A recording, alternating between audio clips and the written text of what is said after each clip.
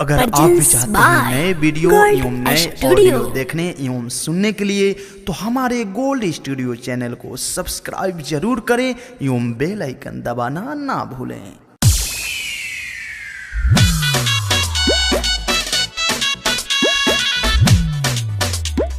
Produced by Gold Studio.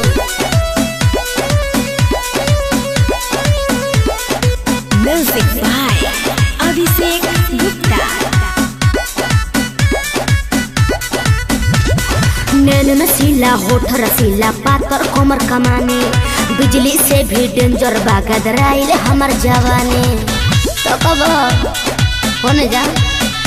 अरे नैन नशीला होठ रसीला पातर कोमर कमाने बिजली से भी डेंजर बागदराइल हमर जवानी देखी बुढ़वा जवान के पानी छूट गए। अरे का कइल डीजे पर कमरिया हिलइलु रे जान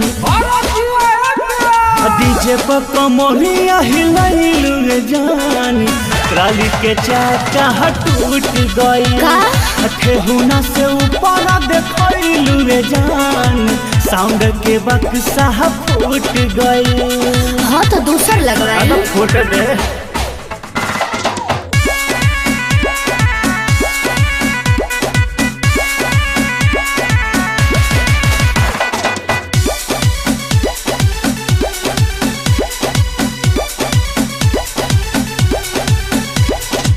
सब लइका तोइका मांगेला ढोरी कटोरी नियन लागेला ढेर लौकता आता का सब लइका तोइका मांगेला ढोरी कटोरी नियन लागेला आधा पफीदा सारा दुनिया चल हमर चुलबुली नीचे ऊपर आगे पीछे मन करे हम छोली नाच देखे खातिर भीड़ खूबे जुट गए। आता मार करवई बे बुझ डीजे पर कमरिया हिलइलु रे जान का प्रॉब्लम हो गई। डीजे पर कमरिया हिलइलु रे जान ट्राली के चाका टूट गई ठेहुना से ऊपर देखइलु रे जान साउंड के बक्सा फूट गई।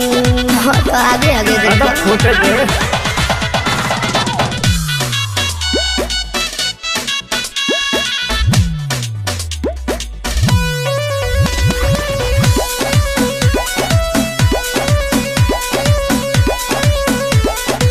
Music by Abhishek Gupta.